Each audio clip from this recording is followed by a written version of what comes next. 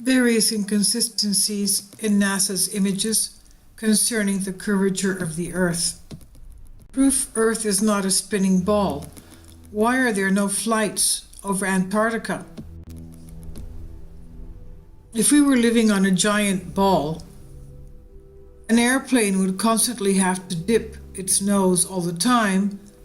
If not, it would find itself at over 80,000 feet in just half an hour, and soon it would be floating around in outer space. The circumference of Earth is 25,000 miles. Because the Earth is supposed to be curving 8 inches for every mile, that means that planes would have to make a correction, dipping downwards as they fly around the Earth. But for those who are skeptical still, let's go to the Bedford level experiment.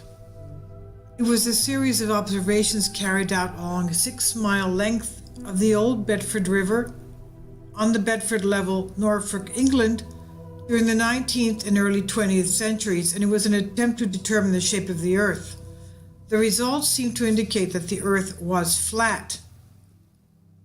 The Earth's curvature, used for calculating the rate at which the spherical Earth of 25,000 English statute miles in circumference curves, if the Earth is a globe, and the 25,000 English statute mile in circumference, the surface of all the standing water must have a certain degree of convexity. Every part must be an arc of a circle.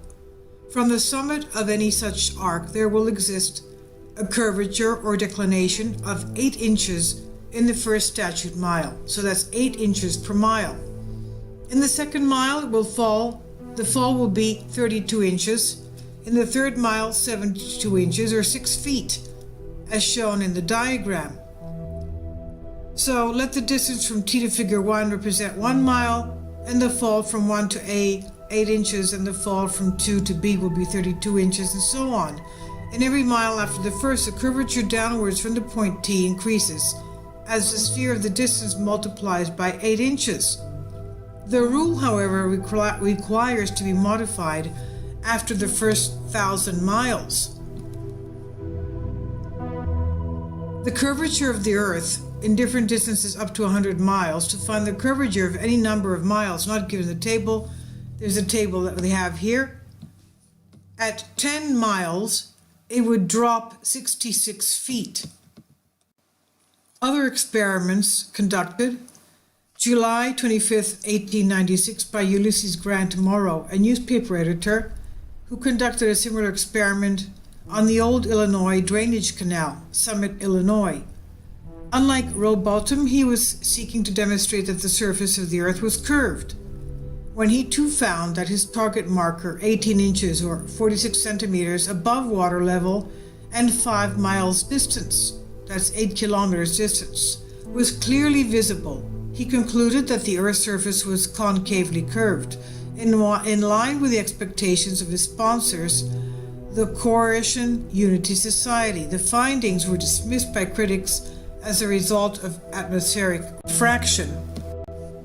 But it's also the natural physics of water that prove that the Earth is flat. The natural physics of water and other fluids always find their level and remain flat. If disturbed in any way, motion ensues until the flat level is resumed. If dammed up, then released, the nature of all liquids is to quickly flood outwards, taking the easiest course towards finding the new level. The upper surface of a fluid at rest is a horizontal plane. Because if a part of the surface were higher than the rest, those parts of the fluid which were under it would exert a greater pressure upon the surrounding parts than they received from them, so that the motion would take place amongst the particles and continue until there were none at a higher level than the rest.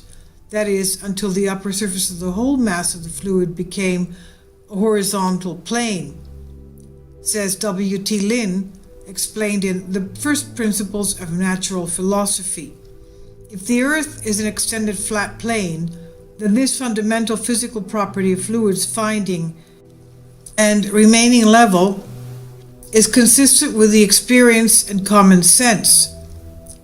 If, however, the Earth is a giant sphere, tilted on its vertical axis, spinning through never-ending space, then it follows that truly flat, consistently level surfaces do not exist here. Also, if the Earth is spherical, then it follows that the surface of all Earth's water, including the massive oceans, must maintain a certain degree of convexity, but this is contrary to the fundamental physical nature of water to always be and remain level. The surface of all water, when not agitated by natural causes such as winds, tides, earthquakes, etc., is perfectly level. The sense of sight proves this to every unprejudiced and reasonable mind. Can any so-called scientist who teaches that the Earth is a whirling globe take a heap of liquid water, whirl it around, and so make rotundity? He cannot. Therefore, it is utterly impossible to prove that an ocean is a whirling, rotund section of a globular Earth, rushing through space at the lying, giving rate of false philosophers. This is a quote from William Thomas Wiseman, The Earth, an Irregular Plane. So if we were living on a whirling ball, every pond, lake, marsh, canal, and other large body of standing water, each part would have to comprise a slight arc or semi-arc curveting downwards from the central summit. For one example, if the ball Earth were 25,000 miles in circumference, as NASA and modern astronomers say, then spherical trigonometry dictates the surface of all standing water must curve downwards an easily measurable 8 inches per mile multiplied by the square of the distance. This means along a 6-mile channel of standing water, the Earth would dip 6 feet on either end from the central peak. To the benefit of true science and to the detriment of modern astronomy's pseudoscience, such an experiment can and has been tested. And as we said, this was the Bedford Canal experiment. This is the Cambridge, England, the 20-mile canal, the Old Bedford, passing the straight line through the fenlands known as the Bedford Level, and the water has no interruption from locks or water gates of any kind, remains stationary, making it perfectly suitable for determining whether any amount of convexity or curvature actually exists. And they found that none existed and determined that the surface of the standing water was flat. Another inconsistency of the global Earth is having to do with flights. Flights heading westward as the globe of the Earth spins eastward would logically have a smaller flight time than the flights heading eastward. In reality, they have just about the same flight time, meaning that the globe is not spinning. For example, a flight from London to New York would take about 3.5 hours, taking in the effect of the global spin, but in fact it takes 6.5 hours. So that means that it's not spinning. The Holy Bible repeatedly mentions that the Earth is flat and stretched out and immovable. Joshua 10:12 spoke to the Lord in that day when the Lord gave the Amorites over to the sons of Israel, and said in the sight of Israel, "Sun, stand still at Gibeon, and moon in the valley of Ajalon," meaning that it was the sun and the moon that were moving and not the Earth, meaning that the Earth was in a geocentric system and that the sun and the planets were revolving around the Earth. Every ancient civilization of Earth had a geocentric cosmology. It was at the time of Copernicus that the heliocentric system came into effect, and the founding fathers of the heliocentric system were all Masons. Earth is supposedly moving at a rate of about 1,000 miles per hour. No one has been able to prove that this takes place. If the Earth were in fact in a geocentric model, this would give glory to God, as it would be the center of the universe.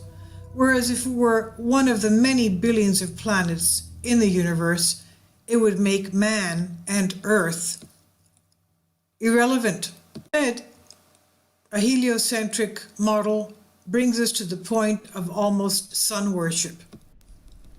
All this was written in the Protocols of Zion.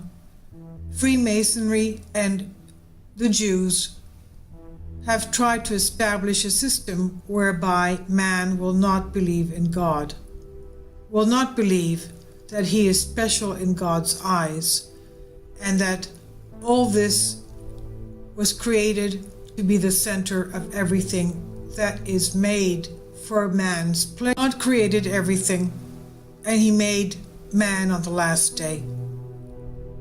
Just like a beautiful home the Father has made for his beloved child. He first creates everything, fixes the home, and then he opens the door and ushers his son in and says, "Here is the gift I'm giving you, my son. Come and enjoy it." So I'll leave links below for you for this.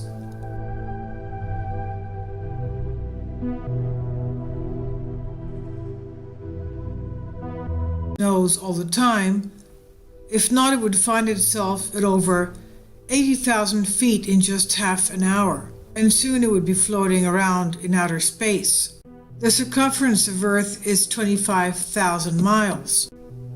Because the Earth is supposed to be curving 8 inches for every Earth of 25,000 English statute miles in circumference curves, if the Earth is a globe, and the 25,000 English statute mile in circumference, the surface of all the standing water must have a certain degree of convexity. Every part must be an arc of a circle. From the summit of any such arc, various inconsistencies in NASA's images concerning the curvature of the Earth. Proof Earth is not a spinning ball. Why are there no flights over Antarctica? If we were living on a giant ball, an airplane would constantly have to dip its river on the Bedford level, Norfolk, England, during the 19th and early 20th centuries, and it was an attempt to determine the shape of the Earth. The results seem to indicate that the Earth was flat. The Earth's curvature, used for calculating the rate at which the sphere every mile, that means that planes would have to make a correction dipping downwards as they fly around the Earth. But for those who are skeptical still, let's go to the Bedford level experiment. It was a series of observations carried out along a 6-mile length of the old Bedford